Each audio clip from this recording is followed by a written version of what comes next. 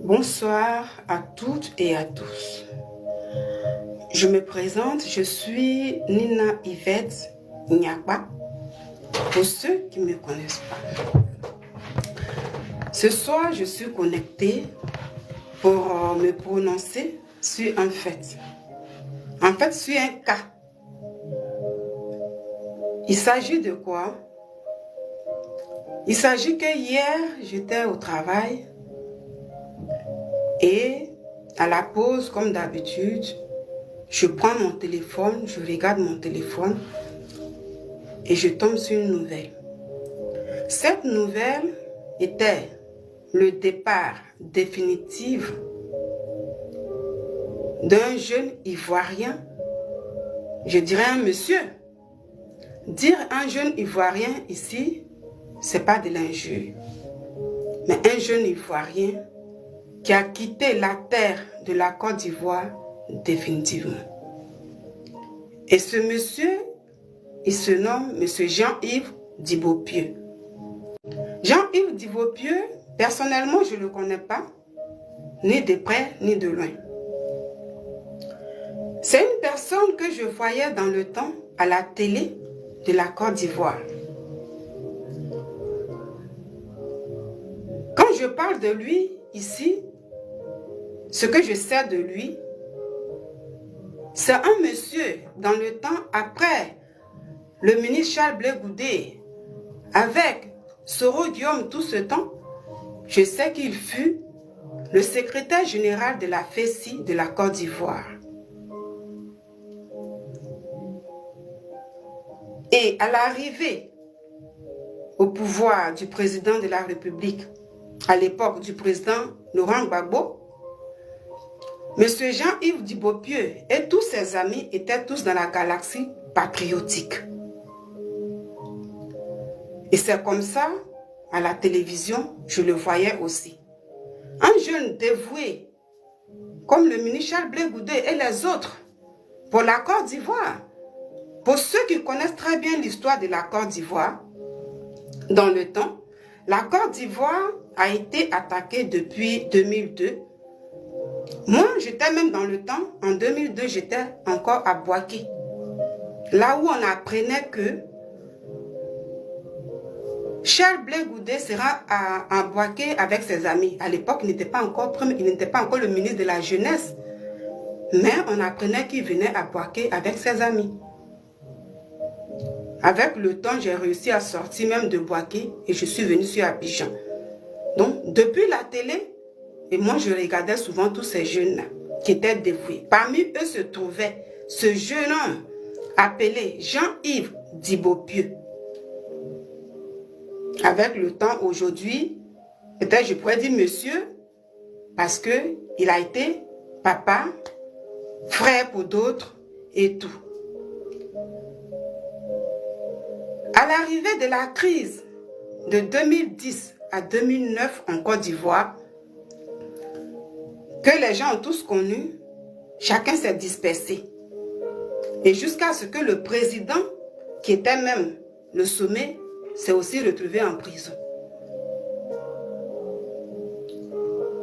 Jean-Yves Dibopieux, comme lui-même il a dit, ça c'est pas moi qui le dis, il a dit dans une vidéo que lui il était au Ghana. Étant au Ghana, il a été arrêté par ceux qui sont aujourd'hui au pouvoir en Côte d'Ivoire, comme il a dit dans sa vidéo. Il a été arrêté et il a été mis en prison en Côte d'Ivoire. Étant là-bas, toute sa famille s'est dispersée. Étant en prison toutes ces années, il a même perdu sa génitrice. C'est ce qu'il a dit et c'est ce qu'on apprenait. Avec le temps, il a été relâché définitivement et il est sorti de la prison. Mais avec peut-être des problèmes et tout, des séquelles, toutes ces choses-là. Malheureusement, aujourd'hui, depuis hier, on apprend cette nouvelle que ce monsieur a quitté la terre de la Côte d'Ivoire définitivement. Ça veut dire qu'il est décédé. Il ne vit plus aujourd'hui. Et ça, c'est depuis hier, vendredi. Franchement, quand je suis tombée sur cette nouvelle hier, j'ai été choquée. J'ai eu vraiment mal en fait. J'ai eu vraiment très mal. Et ça m'a un peu bouleversée. Et surtout, il n'y a pas longtemps où je regardais une de ses vidéos avec ses amis de la galaxie patriotique avec qui il était ensemble autour du président Laurent Gbagbo. Oui, parce que c'est lui qui était au pouvoir et tous ces jeunes étaient dévoués pour la Côte d'Ivoire, étaient dévoués pour le président. En le disant ici, c'est pas pour blesser quelqu'un ou bien c'est pas pour dire quoi que ce soit, mais c'est la vérité. Donc ils étaient dévoués tous ces Ivoiriens, pour que le président Laurent Gbagbo puisse toujours rester, voilà, le président de la Côte d'Ivoire. Il y a quelque chose que je n'ai pas compris depuis hier jusqu'à aujourd'hui. Et voilà pourquoi je viens. Ici, en même temps, c'est une question qui me talonne dans la tête. Et en même temps, je vais dire quelque chose. À travers son décès, je vais me prononcer pour dire quelque chose. Ça pourrait nous aider tous demain. Parce que ce qui arrive à l'autre peut arriver à l'autre aussi demain. Ce qui t'arrive aujourd'hui peut arriver à l'autre demain. J'ai été étonnée. Pourquoi? Parce que il n'y a pas longtemps, quand j'ai suivi la vidéo, quand le ministre Charles Blé Goudé est rentré en Côte d'Ivoire, il y a juste quelques mois, c'est en ce moment-là j'ai vu M. Jean-Yves Dibopieux avec le ministre Charles Blé Goudé et sa délégation. Je l'ai vu pour la première fois prendre la parole et parler, puisque moi je ne suivais pas ces choses. Mais en parlant, il a dit quelque chose de très important. Il a dit quelque chose de très important. On pourrait dire même que c'est un testament qu'il a laissé à la Côte d'Ivoire. Jean-Yves Dibopieux en ce moment veut nous dire, bien vrai qu'il avait une famille biologique, mais il avait aussi cette famille politique-là. Quand on l'écoute, c'est ce que ça veut dire. Il n'avait pas qu'une seule famille. Ça veut dire, voilà, il a sa famille biologique. Mais il venait de dire à ces Ivoiriens que j'appartenais aussi à une famille politique.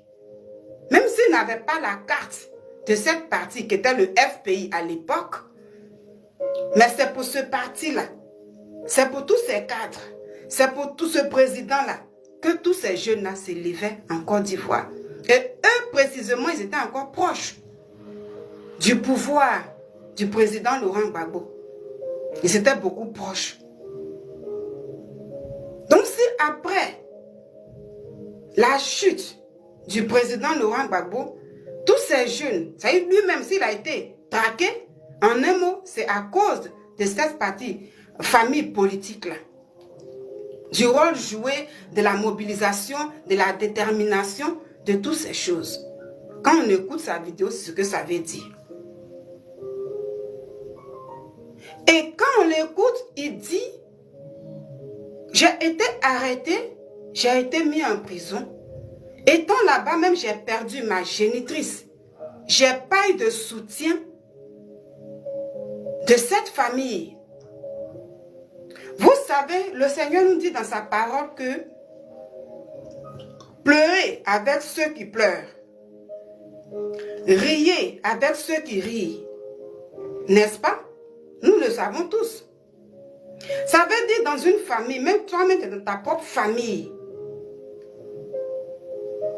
Et que même si quelqu'un vient te dire, toi qui es là, que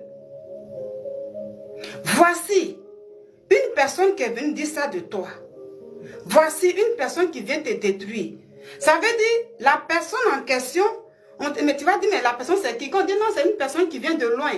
Mais qui dit ça de toi, qui veut te détruire, qui dit comme ça, tu dis oui, bon, ça peut te faire mal, mais souvent tu essaies de banaliser. Mais quand on te dit que c'est ton propre parent qui vient te détruire, ça veut dire la personne, tu peux penser à tout, mais sauf ça, quand on te parle de la personne, tu es encore plus touché. Tu peux dire oui, tout le monde peut me faire du mal. Mais ce n'est pas cette personne-là qui peut me faire ça. quand on écoute la vidéo de Jean-Yves Dibopieux, c'est ce que ça veut dire. C'est quelqu'un qui pleurait, c'est quelqu'un qui avait le cœur meurtri, c'est quelqu'un qui était chargé, qui ne comprenait pas, qui se posait des questions. C'est quelqu'un qui pleurait, c'est quelqu'un qui avait le cœur meurtri, c'est quelqu'un qui était chargé, qui ne comprenait pas, qui se posait des questions. Il dit, j'étais dans la souffrance, dans la douleur, où le Seigneur dit, ça veut dire quand quelqu'un est dans la douleur, soutient la personne, et quand la personne rit, soutient la personne. Moi, dans cette douleur-là, cette famille politique-là, je ne la voyais pas et je ne l'ai pas vue. Et jusqu'à ce que je sorte. Malgré que par la grâce de Dieu, je suis sortie, jusqu'à présent, rien. Je me retrouve orphelin, comme si je n'avais personne. Pourtant, ces personnes-là, toute cette famille politique, ces gens-là sont là, mais je ne vois personne auprès de moi. Même me dire bonjour, venez me soutenir moralement, venez savoir comment je vais et tout. Il n'y a personne, je suis moi-même, j'avais dit, je suis là comme ça, et voilà, je ne comprends pas. Des questions m'étalonnent dans la tête.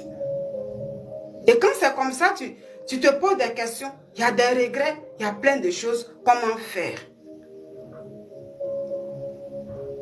Il dit, je suis livré à moi-même. Et quand il parlait de ça, il veut parler de toutes ces personnes. Vous savez, c'est de cette famille politique qui est FPI. Aujourd'hui, qui est devenue PPACI. En le disant, ce n'est pas pour manquer de respect à quelqu'un, mais c'est la vérité qu'il a dit et je dis. Il dit, je sors, je ne vois personne. Même me saluer, me soutenir. Pourtant, le soutien est très important dans la vie de l'être humain. Même quand une personne est malade et que même ça ne va pas, même si la personne est sur un lit d'hôpital, ou même, comme je suis sur TikTok, je ne vais pas trop faire truc, mais où même on dit même il n'y a plus d'espoir. Ça veut dire qu'on parle même de coma. Souvent on demande aux parents même de la personne de venir parler un peu dans ses oreilles. Donc ça veut dire le soutien moral est très important dans la vie de l'être humain. Quand vous êtes dans une famille et une personne a des difficultés, le soutien moral apporte même une guérison. Même s'il y a des comprimés qu'on doit prendre et tout, mais moralement, quand tu es soutenu, ça t'apporte une guérison. Donc, Jean-Yves Dibopieux ici expliquait ce jour-là, parce qu'il a parlé publiquement. Donc, il expliquait aux Ivoiriens, aux gens, que je suis livré à moi-même. Il expliquait aux gens, je suis abandonné. Ça veut dire, même le soutien que je peux avoir de mes frères politiques, personne ne me calcule. Si ce n'est pas aujourd'hui où je vois une délégation d'un frère de lutte, d'un frère aujourd'hui qui vient me saluer, j'avais besoin de ça, de voir ça auprès de mes frères, ceux qui m'ont connu. Malheureusement, il n'y a pas ça.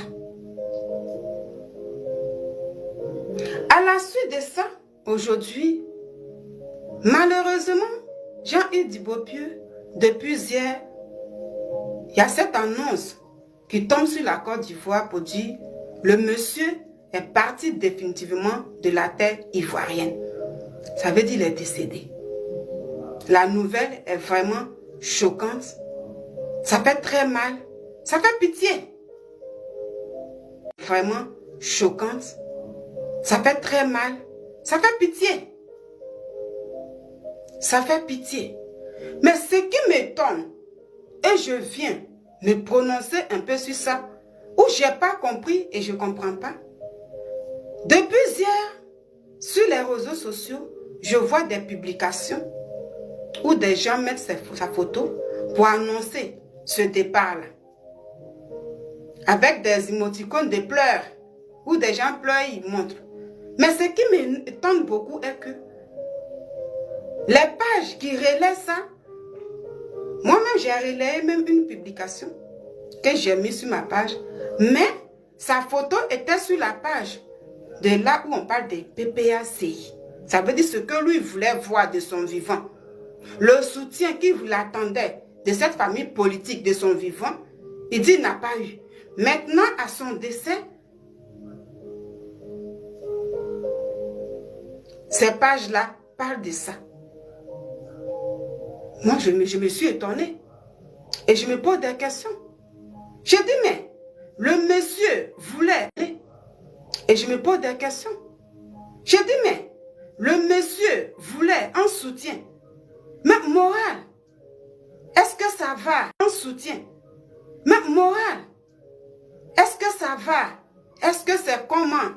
Aller le soutenir, aller le voir. De son vivant, il a demandé ça. Il a voulu ça. Il dit, il n'y a personne pour venir me saluer. Il n'y a personne pour savoir comment je vais. Il décède. Et ces personnes qui sont de cette famille politique-là ont le courage de mettre sa photo et dire vraiment que la tête soit légère. Mais est-ce qu'il faut soutenir les gens quand ils meurent? Le soutenir, aujourd'hui il est décédé, ça apporte quoi? Pendant qu'il ne vit plus. Et puis maintenant, j'ai vu une publication de un même de ses amis, qui était même un de ses amis dans la galaxie patriotique, qui est même de PPACI, même qui est responsable là-bas. Je ne dirai pas le nom de la personne. J'ai même vu où la personne m'a dit, les effets de la prison ont eu raison de toi. Vraiment, il y a qu'on repose en paix, que Dieu fortifie ta famille. Je me dis, mais est-ce que de son vivant là, ces paroles-là qui sont aujourd'hui écrites, ces paroles ne pouvaient pas le réconforter? Est-ce que ces paroles-là ne pouvaient pas le réconforter de son vivant? Il avait plus besoin de ça pendant qu'il était vivant que de partir aujourd'hui et puis derrière lui mettre des photos pour dire que le Seigneur t'accueille. Que Dieu fortifie ta famille. Mais sa famille là était là et M. Jean-Yves Divaupieux avait besoin aussi de sa famille politique.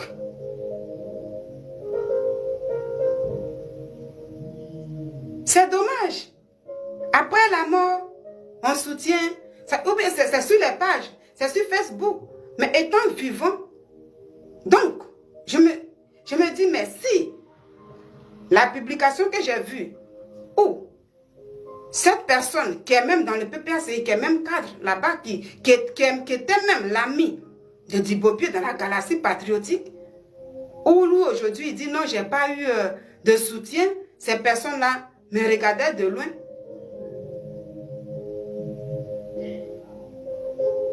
Si ces personnes-là, vous allez le voir pour le saluer moralement, est-ce que ça ne pouvait pas le guérir moralement? Ça pouvait le guérir, ça pouvait l'aider. Le soutien moral, là, ça participe dans la vie de l'être humain. Quand tu es désespéré et que ta famille est de toi, et que tes amis sont autour de toi, moralement, ça te relève. Mais quand tu vois que les gens, ça veut dire, il était là, il attendait, il disait que je ne comprenais pas. Même il parlait à haute voix. Mais vous, personne pour aller le voir, pour le saluer. Il était dans son désespoir. Aujourd'hui, si la personne est partie, quel courage avez-vous pour faire des postes, pour dire que la tête soit légère? Est-ce que c'est ça qu'il demandait? Apprenez à soutenir les gens quand ils sont encore vivants. Jean-Yves Divaupieux était dans des cris. Des cris de détresse. Il n'y avait que ses amis qui pouvaient le voir. Mais il dit qu'il était abandonné de cette famille politique. Pourquoi la personne meurt et puis on dit que tu reposes en paix? Que Dieu fortifie ta famille. Je veux dire tout simplement que tu reposes en paix. Que Dieu fortifie ta famille. Je veux dire tout simplement que c'est malheureux. Je veux dire tout simplement que c'est malheureux. C'est dommage et ça fait pitié. Et ça concerne tout le monde. Quand vous avez des parents qui sont encore en vie, peut-être vous allez prendre ça en mal, je ne sais pas. Mais moi je dis, Jean-Yves Divaupieux, il dit qu'il a été abandonné. Et normalement, vous ne devez pas le faire. Soutenez les gens quand ils sont encore vivants. Quand les gens disent que nous, on veut vous voir, ça c'est ma famille politique. Même si aujourd'hui chacun est un truc, mais je veux te saluer. De son vivant, va saluer la personne. Permets que la personne te salue. De son vivant, tends la main à la personne. Ne regardez pas les gens de loin. Et quand le malheur arrive après, juste pour faire un poste, et d'autres personnes viennent pleurer en bas du poste. Ne restez pas quand un malheur arrive, c'est pour aller saluer que la famille. Mais le défunt même qui est parti de son vivant, il avait besoin de vous. Ces gens de PPACI, il avait besoin de vous. Et il a dit, c'est pas moi qui le dis. Jean-Yves Divopu avait besoin de vous. Il est parti et que Dieu fortifie sa famille. Est-ce que c'est ça qu'il attendait de vous? Aimez les gens étant vivants. Aimez-vous étant vivants. Nul ne sait ni l'heure ni le jour. C'est ça qui est là. Quand quelqu'un te dit je suis vivant, je veux te saluer, je veux te voir, je veux faire comme ça. Laissez les gens. Aimez-vous. Soutenez-vous étant vivant. Le Seigneur dit il y a encore de l'espoir quand on vit. Mais quand on ne vit plus, tout ce que vous faites derrière, il ne voit plus. Il ne sait plus ce qui se passe. Donc c'est parce que je vois des gens, des PPACI, des FPI, qui étaient FPI et tout, je me dis mais ça sert à quoi aujourd'hui? Ça sert à quoi? C'est étant vivant, on peut parler. Il avait besoin de ça. Il en a gros sur le cœur et il est décédé. Avant de couper cette vidéo, je vais juste montrer cette petite partie pour dire ce que je dis ne vient pas de moi, mais c'est ce que lui-même il a dit. Moi, j'ai juste de la peine. Parce que de son vivant, il voulait vous saluer, vous les gens des PPACI, parce que c'est même FPI là. Hein. Il voulait vous voir, le soutenir moralement, être près de lui, lui aussi s'approcher de vous. Mais Dieu n'a pas vu ça. Il était meurtri dans son cœur. Et aujourd'hui, il part, et puis il y a des postes. Il ne faut pas attendre que quand la personne meurt, pour dire, voilà, ben, ça ne sert à rien. La personne est partie, mais le cœur est chargé. Il ne faut pas en arriver là. C'est malheureux, c'est dommage. Donc, je vais montrer la vidéo où lui-même il a laissé ce message aux Ivoiriens. Où lui-même il a laissé ce message aux Ivoiriens.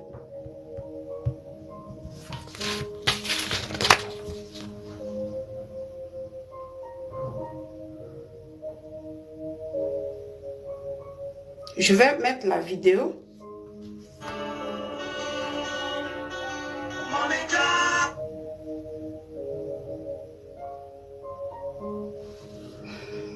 Dans quelles conditions?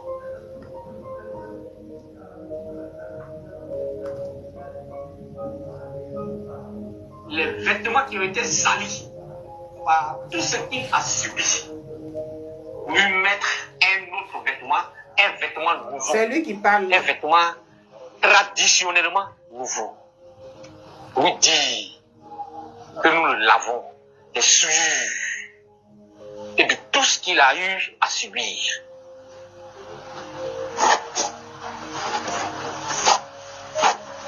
Nous ne pouvons faire autre chose que ça. Si on avait la possibilité de faire autre chose, nous l'aurions fait. Mais c'était une nécessité pour nous et c'est ce que nous avons pu faire. Je suis très heureux, particulièrement, que Charles Blé Goudé soit aujourd'hui de retour. Moi également, depuis ce jour que j'ai quitté les locaux de la DST, je ne l'ai plus vu jusqu'à ce qu'il revienne en Côte d'Ivoire il y a 3 mois. Voilà comment lui et moi nous sommes quittés. Et dans une incertitude totale, est-ce qu'on se reverrait encore?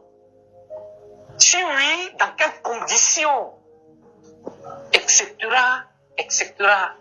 Des choses vraiment remplis d'émotions, des interrogations remplies d'émotions, parce que quand je les ai quittés, en effet, on m'avait déplacé avec un autre monsieur, on m'avait mis avec quelqu'un d'autre que je n'avais jamais connu auparavant. Il s'agissait d'Amadé Rémi. Pendant que j'étais avec Amadé Rémi, c'est comme ça qu'un jour, un de ceux qui nous gardaient est venu m'informer que tu avais été déporté à ce pays. Et je me demandais si un jour tu allais revenir. Ouais. Quand j'ai appris, alors que j'étais avec Amadé Rémi, que tu étais allé à ce pays, c'est la première fois que j'étais ivoirien dans ma vie.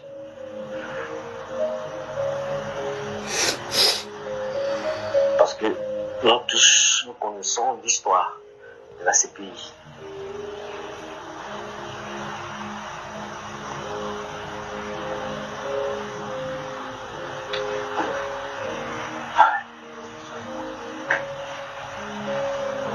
Et on a géré ce moment, on peut tenir. Donc voilà la suite de nos devoirs, de nos difficultés et de tout ce que j'ai subi pendant que j'étais à la CPI. Et c'est plus tard, je crois que c'était un mois après le camp pénal, où les gens ont annoncé la libération. Voilà un peu ce qui s'est passé avant que je puisse recouvrer la liberté, jusqu'à ce que je sois aujourd'hui là.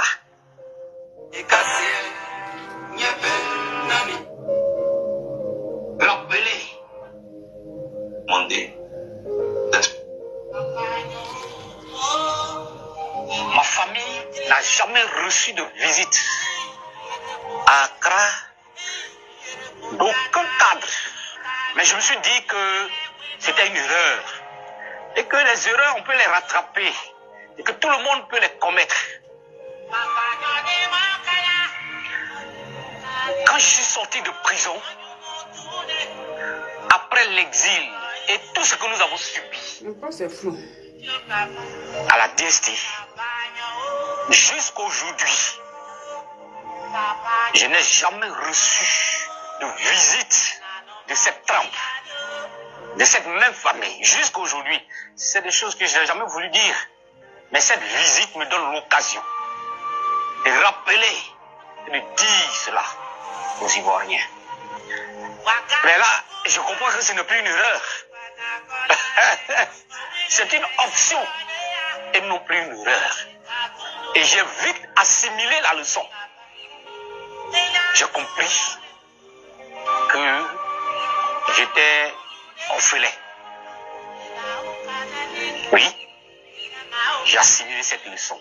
Et que j'étais orphelin dans le sens propre comme dans le sens figuré. Dans le sens propre parce que toute la Côte d'Ivoire le sait, que pendant que nous mourions à petit feu dans les fers de la DST, Charles Blé Goudé et moi, j'ai perdu ma mère. Donc j'étais orphelin dans le sens propre. Et depuis que je sors de prison, je constate que je suis devenu orphelin au sens figuré. Je voudrais dire donc à Charles Blé Goudé que les gens nous ont liés le même sort. Oui. Mais qu'est-ce qu'on fait? Quand on a compris cela, que faire? Que faire? Lénine. Que faire? Est-ce qu'on s'assoit et on pleure? Est-ce qu'on passe son temps à s'apitoyer sur son sort d'orphelin? Ou alors, on affronte cette nouvelle dynamique qui nous est imposée?